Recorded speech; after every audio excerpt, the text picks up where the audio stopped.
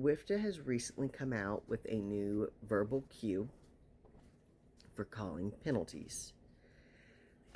Right now, they are in the beta phase for it and testing it throughout this year. JRDA actually installed this system last year and is what they currently use for all of their games. So this new way of calling is using team name cues instead of color cues. So instead of doing black 333 forearm, it would be hard knocks 333 forearm. So this is to get away from using colors. That way we won't accidentally have players being described by skin tone, which is a big no. You would think that'd be common sense, but it does happen. I've seen it happen in a game. It's not a fun time when it does happen. But it's to get away from that and to make it easier for teams to focus on one verbal cue instead of their team color.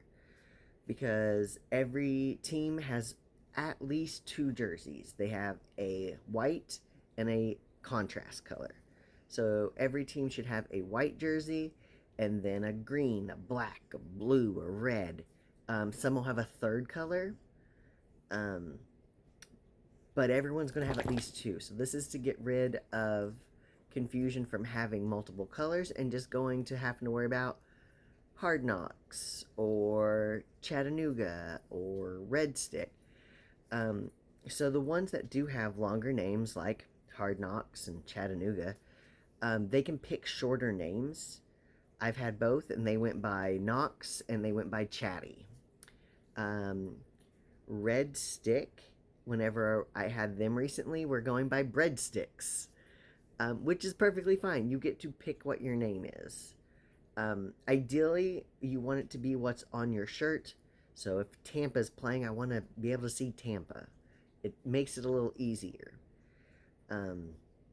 It's not required. It just makes things a little easier if I can look at your jersey and read what it is, than look at it and see rock stars on it, but you're going by RCR. But any team is allowed to pick their name, but officials do have the right to decline it if they think it is going to be too difficult for them. In which case, they would just pick a new word.